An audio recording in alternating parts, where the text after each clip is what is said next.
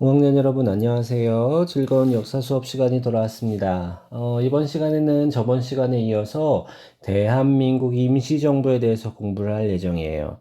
저번 시간에는 3.1 운동에 대해서 공부를 했는데 왜 이어서라고 이야기를 했냐면 3.1 운동 이후에 그 3.1 운동의 영향을 받아서 만들어진 것이 바로 대한민국 임시정부이기 때문이에요. 자, 사회책은 몇 쪽이냐면 126쪽이고요. 126쪽이고 그 다음에 사회 공책 준비하면 되겠습니다. 자, 3.1 운동 하나 써주시죠. 3.1 운동이 있었기 때문에 대한민국 임시정부도 생겨날 수가 있었어요.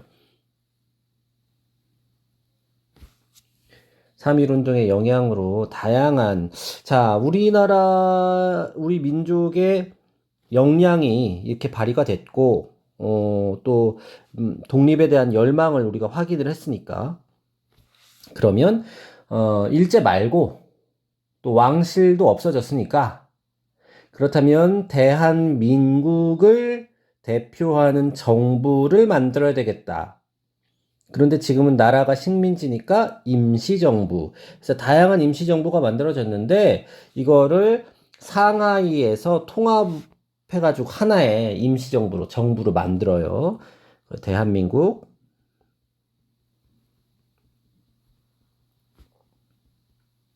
임시정부라고 합니다. 자, 대한민국을 대표하는 정부인데, 나라가 아직 식민지 상태이니까 임시로 우선 정부를 만든 거예요. 자, 이 임시정부의 의미는 뭐냐면, 사실상 사상, 이념이 많이 다른 사람들이야. 독립운동가들이 다 똑같지는 않거든요. 사상 이념이 서로 많이 다른데, 이 사상 이념이 서로 다른 독립운동가들이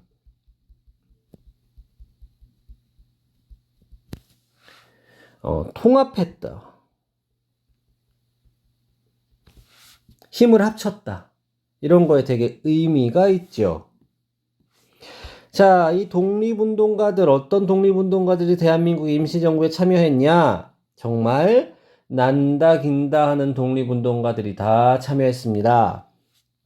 우리 저번에 배웠던 안창호 선생님, 그리고 임시정부 하면 빼놓을 수 없는 김구 선생, 임시정부의 초대 대통령이자 또 대한민국의 초대 대통령이기도 했던 이승만. 이승만은 나중에 독재를 해서 4.19 혁명으로 쫓겨난 우리나라의 독재자기도 합니다. 그 다음에 이동영, 이동휘, 그리고 이회영 육형제 중에 5번째였던 이시영, 그 다음에 조소왕, 이런 난다긴다 하는 수많은 독립운동가들이 힘을 합쳤던 것이 대한민국 임시정부예요. 자, 임시정부는 상하이에서 처음으로 시작을 합니다. 중국 상해죠. 지금 엄청나게 큰 도시 중에 하나예요. 상하이에서 조직돼서 출범했고, 지금에도 상하이에 가면은 다양한 그 임시정부의 흔적들을 느낄 수가 있습니다. 선생님 작년에 다녀왔거든요. 임시정부 여행, 로드 해서 다른 선생님들하고 또 김구 선생의 그 기념관 관장님하고 같이 해서 임시정부 루트를 쭉 한번 도는 중국 여행을 작년에 갔다 왔는데 상해에 참 많이 남아 있어요. 그리고 임시정부가 옮겨 다녔거든요. 일제 탄압을 피해서 또 돈도 없고 하니까 그 옮겨 다닌 곳에 많은 흔적들이 남아 있어요. 아직도. 그래서 요즘에 코로나 끝나고 여러분들도 꼭 가족들하고 같이 이 임시정부의 숨결을 느끼면서 한번 중국 여행을 갔다 와도 좋겠네요. 자, 임시정부가 무엇을 했냐? 국내외 독립운동을 총괄적으로 지휘하는 역할을 했고요. 또 지원도 많이 했습니다. 돈이 많이 없었음에도 불구하고. 그리고 독립자금을 모금을 했고 또 외교 활동도 했어요. 우리나라가 자주 독립국임을 세계 여러 나라와 언론과 정치가들에게 끊임없이 어필했다는 거죠.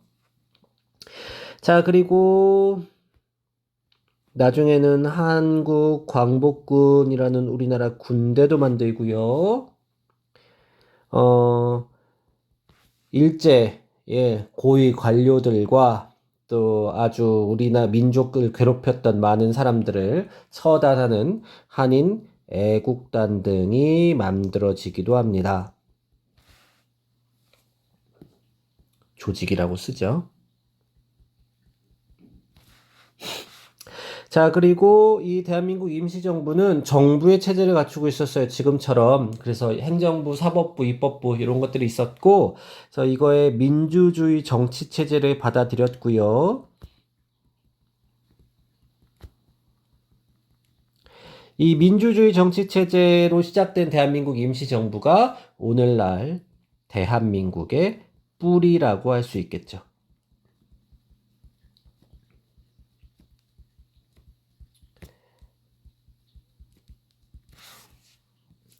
자, 임시정부가 이렇게 또 많은 일을 하기는 했는데, 잘 나갔냐? 그런 건 아니에요, 사실은. 1919년부터 1945년까지 한 26년간 임시정부가 진행이 됐는데, 힘들었어. 여러분들 사회책 요거 한번 보시죠. 상하이에서 시작을 하거든요.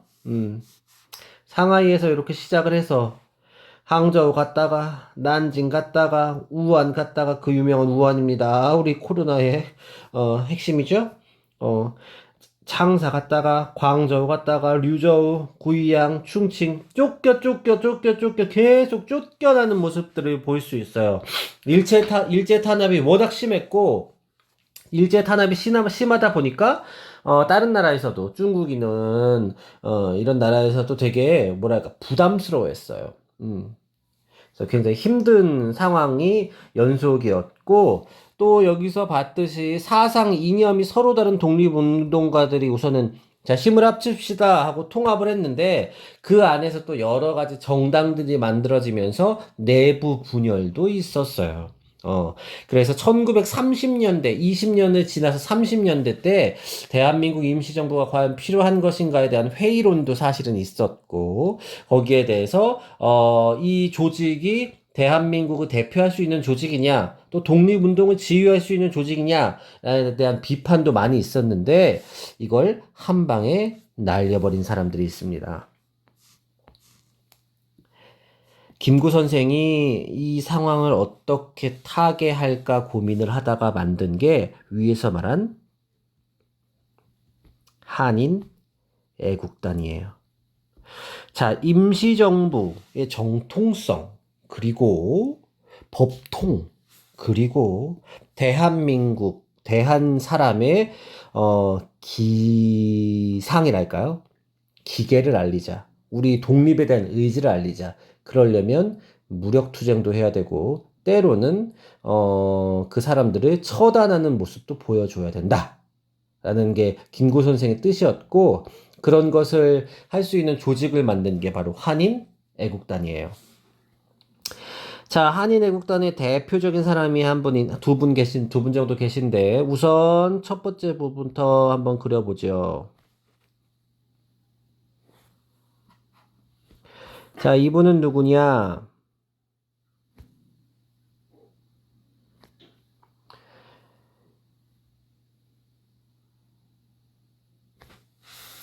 정말 이렇게 사진 보면 환하게 웃고 계셔. 음.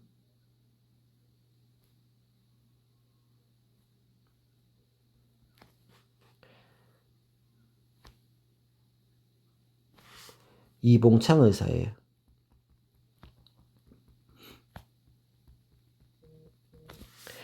자, 이봉창 의사가 한인애국단을 대표하는 사람 중에 한 명입니다. 자, 이분은 무슨 일을 했냐? 이분은 원래 일본을 되게 좋아했던 사람이야. 그래서 일본어도 되게 유창하게 했는데, 일본 사람들에 대한 차별, 일본 사람들에게 받은 억압, 핍박, 이런 것들에 대해서 되게 분노했고, 결국은, 김구 선생을 만나기 위해서 망명을 해서 김구 선생을 만납니다. 맨 처음에는 이분이 일본어를 너무 잘하고 또 일본 틱하니까 사람들이 다 스파인 줄 알았어. 밀정이라고 하거든요. 저는 밀정 같다라는 의심을 했는데 이봉창 의사가 김구 선생한테 아니 독립운동을 할 거는 확실하십시다. 일왕을 죽여야지. 내가 일왕을 죽이겠소. 나한테 폭탄만 넘겨주시면 내가 일왕을 죽이리다. 이렇게 약속을 하고요. 그래서 김구 선생이 너 그래 패기 좋다. 어디 한번 같이 해볼래? 해서 이봉창 의사에게 폭탄을 전달합니다. 자, 이봉창 의사가 일왕, 당시 일왕의 이름이 히로히토거든요. 자, 일왕의 히로히토의 마차 행렬에 실제로 폭탄을 집어 던지면서 난리가 나게 되고요. 사실 마차가 수많은 마차 중에 이 일왕이 어디 타고 있는지 모르니까 첫 번째 거, 두 번째 거 하다가 이 이봉창 의사가 두 번째에다 던졌는데 안타깝게도 첫 번째 일왕이 타고 있어가지고 일왕은 죽지 않았지만 그 안에 있었던 많은 사람들이 일제 고위 관료들이 죽었어요. 우리나라에 핍박했던 많은 일제 고위 관료들이 죽었고 이분은 되게 자신의 의거를 자랑스럽게 여겼기 때문에 그 현장에서 바로 그냥 잡혀서 순국을 하시게 되지요. 자, 이 이봉창 의사 이후로 한 번 더 큰 일이 터지는데 그 큰 일을 하신 분이 사회책에도 나와 있으시죠? 윤봉길 의사예요. 윤봉길 의사도 하나 그려주죠.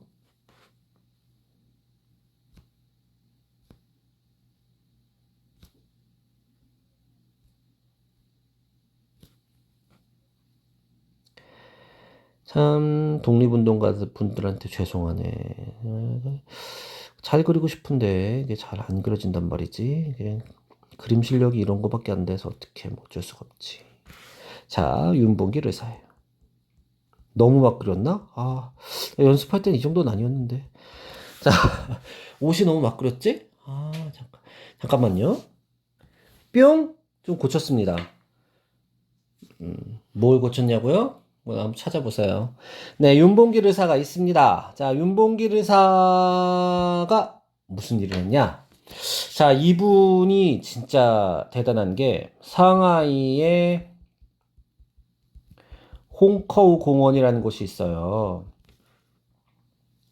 거기에서 이제 의거를 하는데 거기에 수많은 일본인 그 군인들이 일제 군인들이 고위 군인과 고위 관료들이 그 열병식 하면서 연단에 올라가 있었는데 거기에 폭탄을 던집니다. 그 유명한 도시락 폭탄. 근데 사실은 도시락 폭탄은 아니었고 물병 모양의 폭탄이었어요.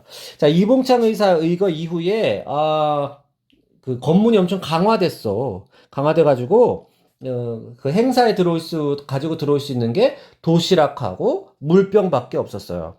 그래서 이 윤봉길 의사가 김구 선생한테 그러면 도시락하고 물병처럼 생긴 폭탄을 만들어 주십시오 해서 가지고 가서 물병은 가볍고 던지기 쉬우니까 물병 모양 폭탄으로 던지고 도시락 폭탄으로 자결을 하려고 했는데 물병 모양 폭탄 던진 것만 팡 터져서 일제 그 군인들하고 고위 관료들을 완전히 그냥 크게 사상하고 죽이게 됐고 도시락 폭탄은 불발돼서 이제 일제에 잡혀서 처형을 당하시게 됩니다. 자, 근데 이 상하이 홍커우 공원 의거가 얼마나 대단한 거였냐면 일제 고위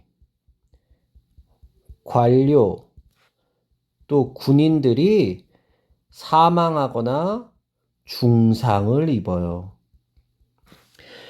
얼마나 크게 중상을 입게 되냐면 거의 뭐 아예 사지가 다 찢겨가지고 한 방에 죽은 사람도 있고, 그 다음에 사령관 중에 어떤 사람은 폭탄 때문에 끙끙 앓다가 며칠 만에 죽었고, 어떤 사람은 오른쪽 다리를 잃기도 하고, 어떤 사람은 왼쪽 다리를 잃기도 하고, 어떤 사람은 오른쪽 눈을 잃어서 애꾸가 되기도 해요. 그런데 이 사람들이 그냥 보통 일본 사람들이 아니라 대한민국을 핍박하고 억압했던 일제 고위 군인들이 그렇게 한 방에 한 자리에서 그냥 한꺼번에 갔으니까 얼마나 난리가 났겠어. 그죠? 자, 이 윤봉길 의사의 의거 하나로 대한민국에 대한 이미지도 확 바뀌었어. 당시 중국 사람들은 조선족, 그리고 대한민국이 되게 일제 앞잡이라고도 막 욕하기도 하고 또 이미지가 안 좋았어요. 그런데 이 윤봉길 의사가 한 방에 폭탄을 던지면서 일제에 저항하는 모습을 보고 당시 그 중국 지도자 중 한 명이었던 장제스가 100만 중국인들도 하지 못했던 걸 한국인 한 명이 했구나라는 감탄을 하면서, 대한민국 임시정부를 전폭적으로 지원하게 됩니다. 이 사건 이후로, 그래서 이 사건 이후로 대한민국 임시정부가 그래도 조금 더 힘을 받으면서 쭉 광복까지 그 법통과 명맥을 이어나갈 수가 있었고, 그 이후에 이제 대한민국이 생길 수 있었던 것도 이 윤봉길 의사의 의거가 없었으면 아마 불가능했을 수도 있어요. 그 정도로 큰 일을 한 거야. 이분은 나중에 이제 잡혀가지고, 돌아가시게 되고, 어, 총탄을 맞은 사진이 아직도 남아있어요. 그건 여러분들 담임 선생님들하고 한테 보여달라고 하면 아마 보여주실 거예요. 되게 가슴이 아프고, 이분이 그때 돌아가실 때가 24살이야. 24살이니까 얼마나 어려. 그치? 그 어린 나이에도 불구하고 나라를 위해서 그렇게 힘썼다는 거가 정말 가슴이 아프죠. 음. 어, 마지막으로 하나 더 정리합시다. 독립군들이 있었어요. 독립군 부대라고 하죠. 여러분, 그 영화 유해진 씨 나온 봉오동 전투? 응. 그거 아마 본 사람들도 있을 건데, 선생님 못 봤어요, 아직. 네. 그런 그 봉오동 전투와 청산리 대첩. 이 아주 유명한 대첩 중에 하나인데, 일본군과 맞서 싸운 독립군들의. 자, 한반도 지도를 하나 그려주죠? 자, 청산리와 봉오동이 어느 정도에 있었냐면, 한 요 정도에 있습니다. 일본 군대와 싸워서 아주 대승을 거뒀던 사건 중에 하나인 청산리 대첩, 그리고 봉오동 전투. 이 두 전투가 아주 유명한, 그래서 일본 군대의 간담을 서늘하게 했던 대첩과 전투 중에 하나고, 청산리 대첩은 김자진 장군, 봉오동 전투는 홍범도 장군이 그 지형과 지리를 잘 계산을 해가지고 일본군을 아주 크게 이길 수 있었어요. 그 유리한 지역으로 막 이렇게 전투에 유리한 지역을 끌고 들어와가지고 일본군들을 거의 몰살시키다시피 했습니다. 자, 여기까지가 대한민국 임시정부와 관련된 이야기였어요. 대한민국 임시정부는 대한민국의 법통이자 뿌리이자 근간이에요. 그래서 이분들의 노력 덕분에 대한민국이 있을 수 있었고, 이 대한민국은 여전히 잘 먹고 잘 살고 있다는 거, 이분들 덕분에 여러분들도 그거 잘 기억을 했으면 좋겠고요. 밑줄 한번 긋죠. 3.1운동 전후로 국내에서 임시정부가 많이 만들어졌는데 1919년 9월에 드디어 상해 임시정부, 우리가 흔히 얘기하는 대한민국 임시정부가 이때 만들어집니다. 자, 대한민국 임시정부는 여러 가지 일들을 했는데 독립운동도 지휘하고 독립자금도 모으고 그 다음에 외교 활동도 하면서 독립운동을 펼쳤고요. 한인애국단, 그리고 그 후에 한국광복군까지도 만들면서 일제저항의 광복의지를 세계에 알렸어요. 자, 이분은 남자현이라는 독립군의 어머니로 불리는 분이에요. 자, 여성 독립운동가에 대해서는 선생님이 한 번 더 빼서 설명을 한번 해줄게요. 수많은 남성 독립운동가들이 많지만 여성들도 그에 못지않게 독립운동을 많이 했고 또 많이 희생했다는 걸 여러분들이 좀 잘 알고 있으면 좋겠고요. 남자현 선생을 비롯해서 수많은 여성 독립운동가들은 나중에 한 차씩 쏙 빼가지고 한 번 더 잘 설명해 주겠습니다. 자, 대한민국 임시정부는 이렇게 이동을 했다는 거 아까 여러분들이 봤죠? 왜 계속 이동했나요? 일제의 핍박을 피해서 계속 이동을 할 수밖에 없었다는 거. 대한민국 임시정부 청사는 이렇게 중국 상하이에서 만들어져서 맨 처음에 시작을 했고 이 청사 얼마 쓰지도 못했어요. 계속 이동한다고. 자, 한인애국단 하면 이봉창 선생 의사 꼭 여러분들 기억하고요. 그리고 윤봉길 의사도 꼭 기억을 했으면 좋겠습니다. 그리고 한국 광복군을 만들어서 일본과의 전쟁도 준비하면서 대한의 독립 의지를 밝혔고 그리고 민주 정치 체제를 갖춰 오늘날 대한민국의 뿌리가 됐죠. 자, 윤봉길을 보내는 김구의 마음 어땠을까요? 좋지 않겠죠? 자, 윤봉길 의사가 김구 선생한테 시계를 바꾸자고 합니다. 내 건 싼 거고, 당신 거는 비싼 거니까, 나는 얼마 있으면 죽죠. 내 건 비싼 거고, 당신 거는 싼 거니까, 바꿉시다. 내 비싼 거를 당신, 김구 선생이 가지시고, 김구 선생 싼 시계는 나한테 주시오. 나는 얼마 뒤면 죽을 거니까, 이 비싼 시계는 김구 선생이 가졌으면 좋겠습니다. 그렇게 이야기를 했고, 그래서 백범일지에 김구 선생이 이렇게 썼어요. 목이 맨 소리로 후일 지하에서 만나시다 했더니 윤구는 차창으로 고개를 내밀어 나를 향해 머리를 숙였다. 멋있어. 그죠? 이 독립운동 중에서도 윤봉길 의사의 독립운동은 중국의 대한민국 임시정부를 도와주는 계기를 마련한 아주 중요한 사건이었고 이 사건과 함께 장제스의 지원을 받아서 대한민국 임시정부도 명맥을 이을 수가 있었습니다. 자, 독립군 봉오동 천산리 대첩 아까 확인했죠? 자, 일본군을 어떻게 이길 수가 있었어요? 지형을 잘 활용해서 유리한 지형으로 데리고 왔어요. 지형을 잘 활용해서 일본군을 물리쳤다. 이렇게 쓰면 되겠습니다. 자, 독립운동에 대한 이야기는 해도 끝이 없고, 해도 가슴이 벅차요. 시간이 조금 많이 흐르긴 했지만, 여러분들이 대한민국 임시정부에 대해서 꼭 다시 한번 기억을 하고, 나중에 기회 되면 반드시 코로나 끝나고 중국에 있는 대한민국 임시정부의 흔적도 여러분들이 한번 찾아봤으면 좋겠습니다. 여기까지 하고요. 마무리 지을게요. 고생 너무 많았습니다. 네, 다음 시간에 또 재밌는 역사 수업 시간으로 돌아올게요. 안녕.